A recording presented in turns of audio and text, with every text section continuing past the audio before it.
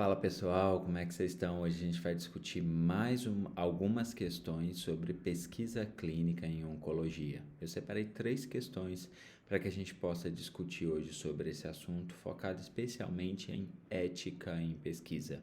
Quando a gente pensa em pesquisa em seres humanos, é fundamental que os princípios éticos sejam respeitados. Existem normas que regulamentam toda a pesquisa clínica em seres humanos e que devem ser rigorosamente seguidas para que, de fato, a pesquisa seja uma pesquisa tida como válida e que dê resultados positivos. Então, a gente vai ver aí as questões que a gente separou. Essa é uma questão do ano passado que fala que um centro de pesquisa está passando por uma inspeção e após ser o maior recrutador no estudo clínico de fase 3 de câncer de próstata, hormônio refratário. Na visita, os prontuários são revisitados e são encontrados alguns desvios de protocolos. E aí ele pergunta, de acordo com o princípio de boas práticas clínicas, o mais importante quando se está conduzindo um estudo clínico é o quê? O que é o princípio mais importante? Isso tem que estar muito claro para a gente. O mais importante quando a gente está conduzindo uma pesquisa clínica é que a gente respeite as pessoas, respeite os participantes enquanto pessoas, enquanto sujeitos de pesquisa. Então vamos ver as alternativas. Letra A acurácia dos dados é importante? É super importante. Se a gente não tiver dados acurados, de nada valeu a pesquisa. Mas não é mais importante do que o respeito às pessoas. Letra B. A adesão aos procedimentos e ao desenho do protocolo para evitar viés. Também é importante, a gente deve aderir ao protocolo, deve aderir aos procedimentos, mas não é mais importante que o respeito às pessoas. Letra C, proteção dos sujeitos de pesquisa, fundamental, esse é o ponto central dentro das boas práticas em pesquisa clínica. E letra D, qualidade metodológica para assegurar que se encontre significância estatística, é importante, mas não é o ponto mais importante. Portanto, o gabarito dessa questão foi letra C. O ponto mais importante quando se está conduzindo um estudo clínico com seres humanos é proteger as pessoas que participam desse estudo. Tá? Então é uma questão simples, mas que a gente de fato precisa estar com esse conceito ativo na nossa memória. Próxima questão. Próxima questão vai falar um pouquinho, é uma questão de 2021 e vai continuar falando um pouquinho sobre ética em pesquisa.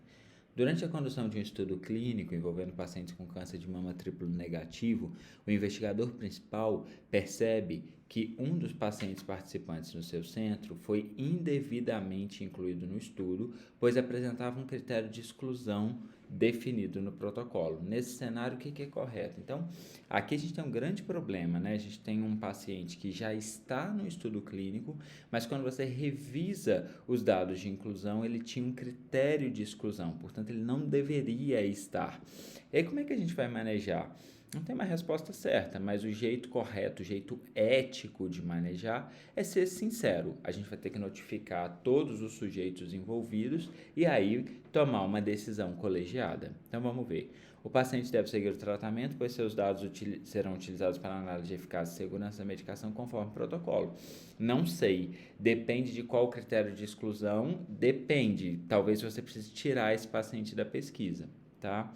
Letra B. O investigador deve comunicar o paciente, com certeza, o patrocinador, com certeza, e o comitê de ética, com certeza, sobre a inclusão indevida e solicitar autorização para continuar o tratamento. Então, letra B é a correta. Todo mundo tem que ser comunicado e, se tiver racional para que o paciente permaneça, ele vai permanecer na pesquisa. Letra C.